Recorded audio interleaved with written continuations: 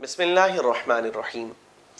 ناظرین محترم، تفسیر قرآن کا سلسلہ ہمارا جاری ہے۔ آج جس آیت کریمہ پر ہماری گفتگو ہے، معاشرے کے اندر ایک بہت بڑے طبقے کے ساتھ اس کا تعلق ہے۔ اس کے اندر دو صفات کا بیان ہوا، دو احکامات ہیں۔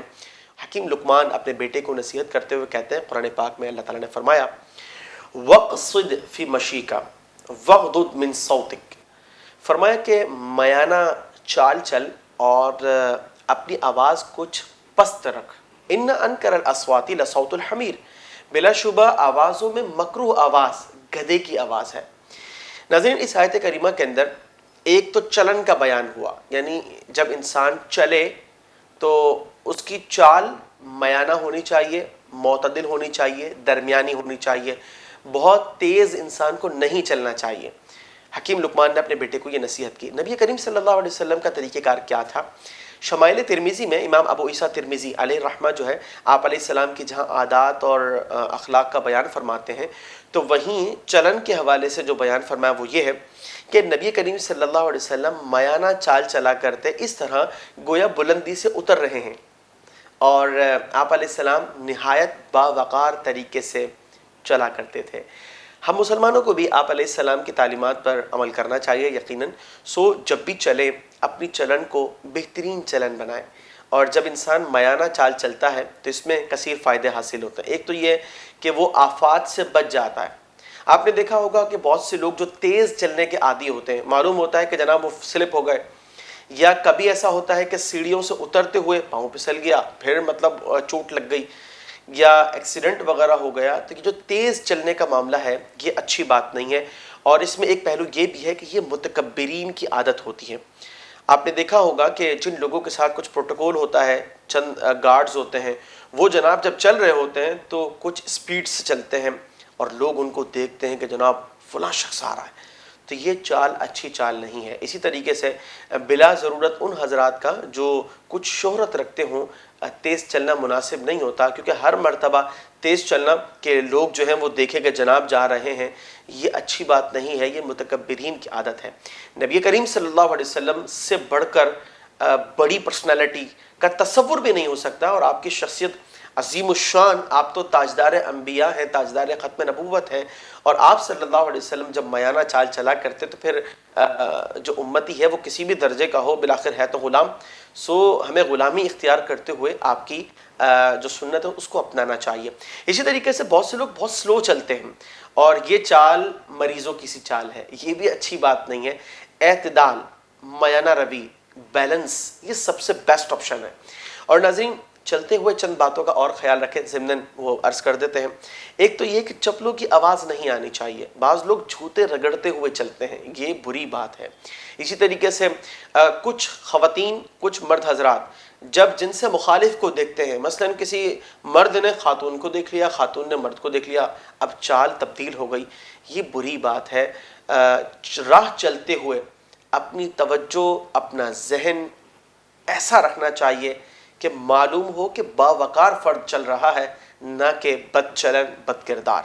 ناظرین، انسان کی شخصیت کا جو تعین ہے اس کے اوصاف اور اخلاق اور عادات سے بھی ہوتا ہے، اور اس میں نبی کریم صلی اللہ علیہ وسلم سے بہترین طریقہ کار امپاسبل ہے۔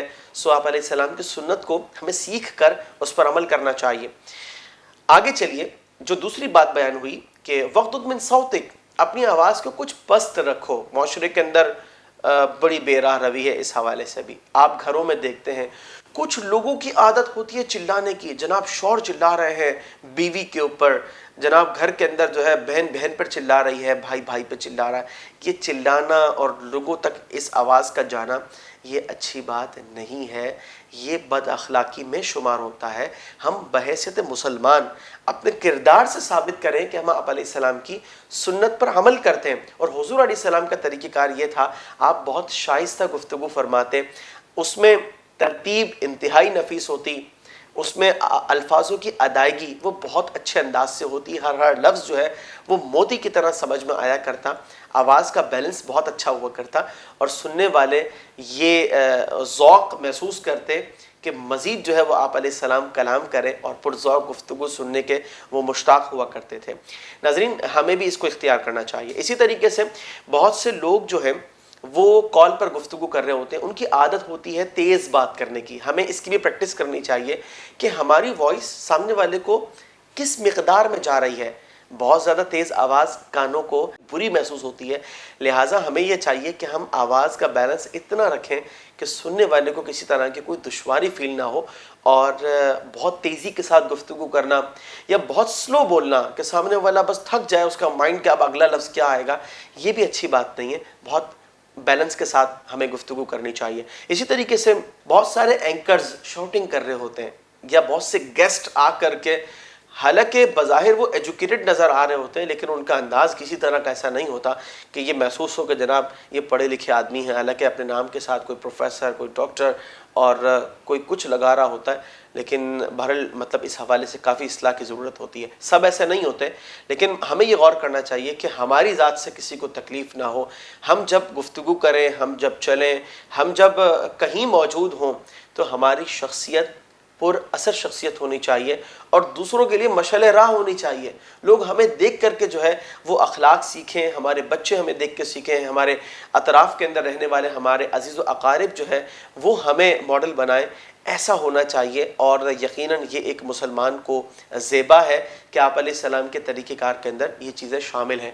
ہم اللہ تعالیٰ کی بارگاہ میں دعا کرتے ہیں کہ رب کریم ہمیں ہمیشہ بہترین عادات کو اپنانے کی توفیق عطا فرمائے اور دوسروں کا ہر حوالے سے خیال رکھنے کی توفیق عطا فرمائے کہ کسی بھی زاویے سے ہماری ذات سے کسی کو تکلیف نہ ہو. خلق السحاب وخلق الماء خلق الشمس في الفضاء سبحان خالق الحياة